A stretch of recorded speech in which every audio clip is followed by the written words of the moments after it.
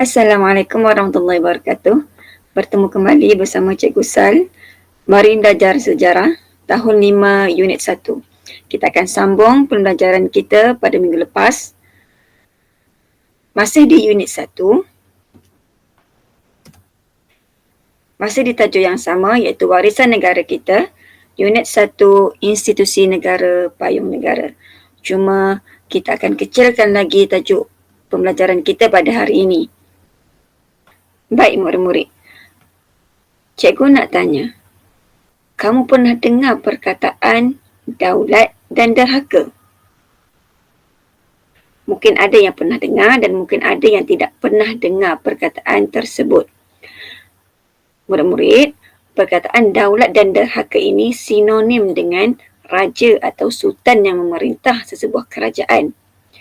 Melalui konsep buah adat yang kita belajar pada minggu lepas, maka lahirlah daulat dan derhaka.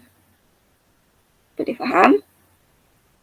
Hari ini kita akan mempelajari apakah maksud daulat dan apakah maksud derhaka. Jom kita tengok sama-sama. Baik. Ini adalah daulat. Okey, daulat sinonim dengan raja. Kalau kamu tengok pada gambar sebelah itu, itulah raja kita. Iaitu Agung, ketua kerajaan bagi negara Malaysia. Apa yang dimaksudkan dengan daulat? Okay, daulat ialah lambang kekuasaan tertinggi raja atau sultan terhadap kerajaannya. Raja atau sultan yang berdaulat mempunyai kewibawaan, sifat peribadi yang unggul dan kebijaksanaan tinggi untuk memerintah. Dan konsep daulat ini membawa maksud kekuasaan. Okey, daulat membawa maksud kekuasaan tertinggi raja di sesebuah kerajaan. Okey. Seterusnya, derhaka. Apa maksud derhaka? Okay, derhaka bermaksud keingkaran rakyat terhadap titah dan perintah raja atau sultan. Rakyat yang menderhaka akan dikenakan hukuman yang setimpal. Maksudnya, derhaka ni ialah rakyat yang tidak patuh arahan ataupun yang tidak mengikut titah perintah sultan. Okey. Info tambahan untuk kamu semua. Perkataan daulat yang kita belajar tadi berasal dari perkataan Arab, iaitu daulah.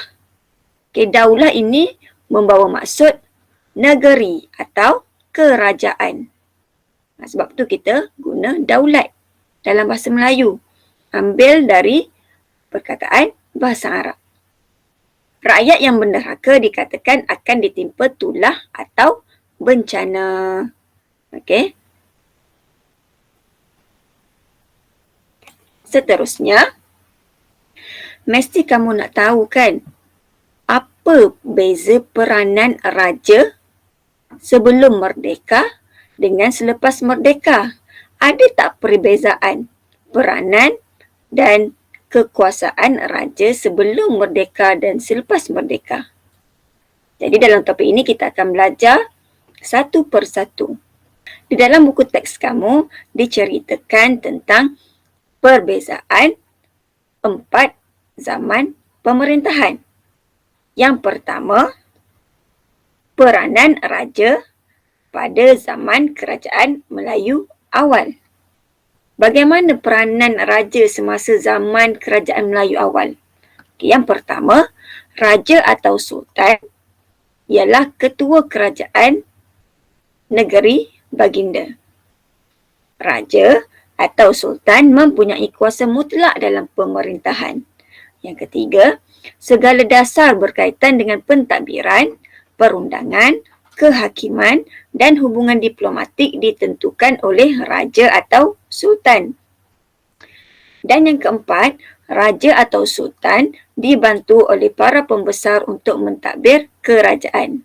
Cikgu ada terangkan pada minggu lepas tentang peranan raja semasa zaman kerajaan Melayu awal. Maksudnya semasa zaman kerajaan Melayu awal, raja berkuasa penuh terhadap pemerintahan dan pentadbiran kerajaan dia. Ini adalah contoh gambaran para pembesar sedang berbincang dengan Sultan di Balai Rong Seri semasa zaman kerajaan Melayu awal.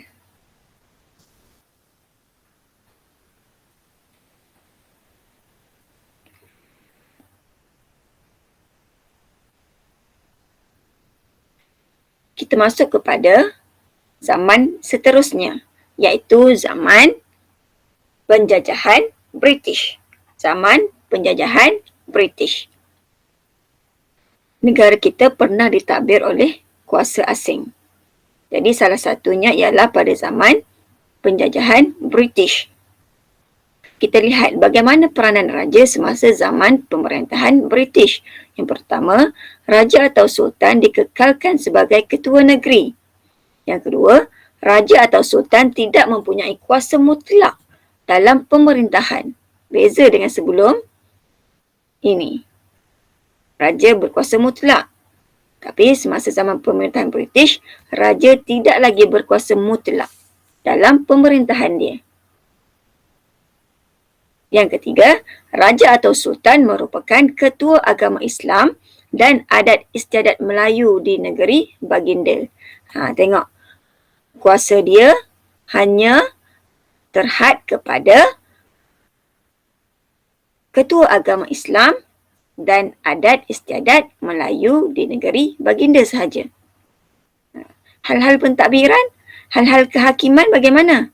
Okey, kita tengok poin yang keempat. Penasihat British dilantik bagi setiap negeri untuk mengurus pentadbiran negeri.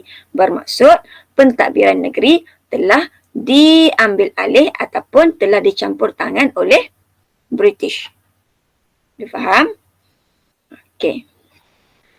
Ini adalah contoh gambar Sultan-Sultan Melayu bersama dengan Governor-Governor British. Belakang itu adalah Governor British dan yang duduk itu adalah Sultan-Sultan Melayu. Bagaimana pula beza peranan raja semasa zaman pendudukan Jepun? Kita lihat satu persatu.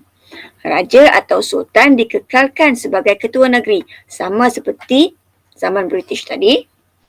Yang kedua, raja atau sultan tidak mempunyai kuasa mutlak dalam pemerintahan sama juga seperti British tadi.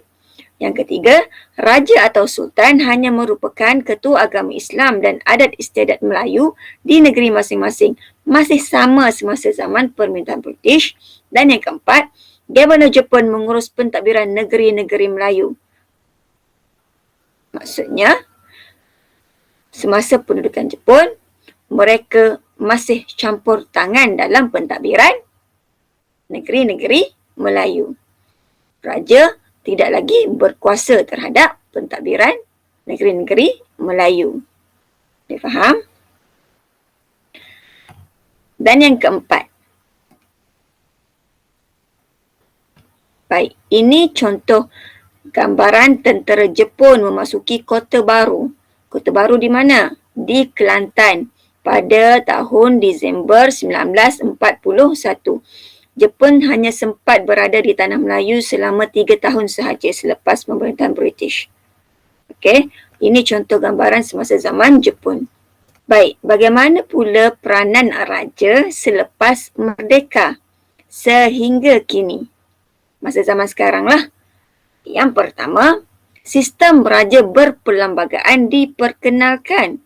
Yang kedua, kuasa raja atau sultan adalah tertakluk di bawah perlembagaan negeri. Pentadbiran negeri diketuai oleh Menteri Besar dan dibantu oleh Majlis Eksekutif. Macam di negeri Pahang, kita ada Menteri Besar. Siapa Menteri Besar kita? YB Datuk Wan Rosdi. Seterusnya, 9 orang Raja Melayu dipilih sebagai yang di-Pertuan Agong secara bergilir-gilir. Kita pernah belajar ada 9 buah negeri yang masih mengamalkan institusi raja. Betul? Jadi, 9 orang sultan ini secara bergilir-gilir selama 5 tahun sekali akan bertukar. Pentadbiran negara diketuai oleh Perdana Menteri dan dibantu oleh Jemaah Menteri.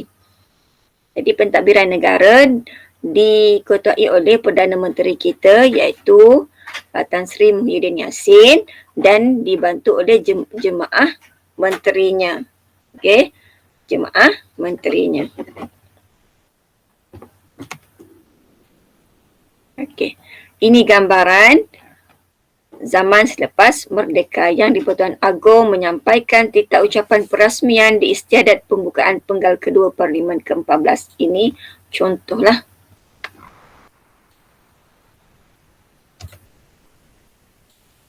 Mungkin kamu tertanya-tanya, Majlis Eksekutif tu apa? Jemaah Menteri tu apa? Okey. Jadi di sini dinyatakan maksud satu persatu.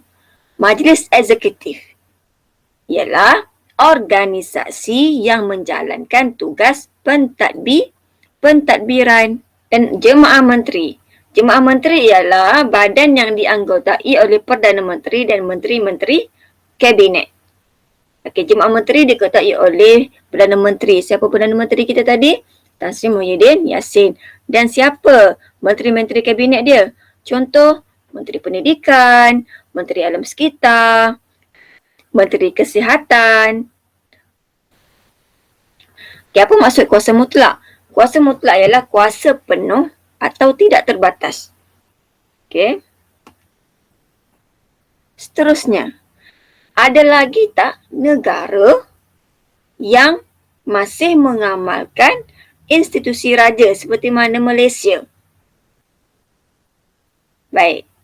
Kalau awak tengok dalam slide cikgu ni, masih ada 43 buah negara yang mengamalkan institusi raja. Di dalam slide cikgu hanya tunjukkan 5 contoh negara yang mengamalkan institusi raja. Yang pertama, United Kingdom. Yang pertama, United Kingdom. United Kingdom menggunakan gelaran ratu. Raja dia ialah ratu. Yang kedua ialah Denmark.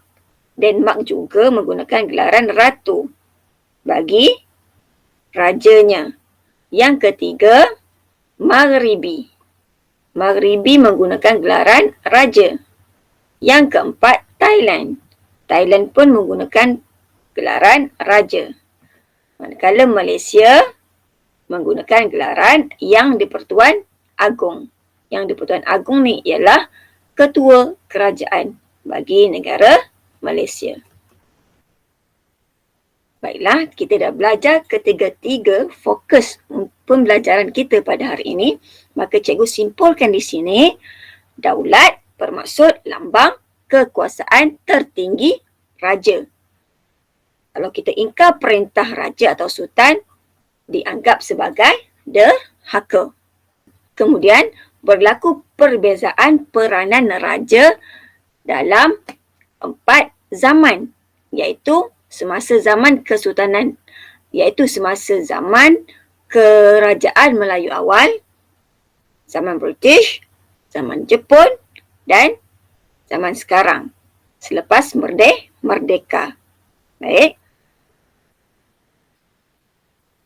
Dan seterusnya, kita perlu tahu bahawa institusi raja ini merupakan lambang perpaduan dan kemakmuran negara.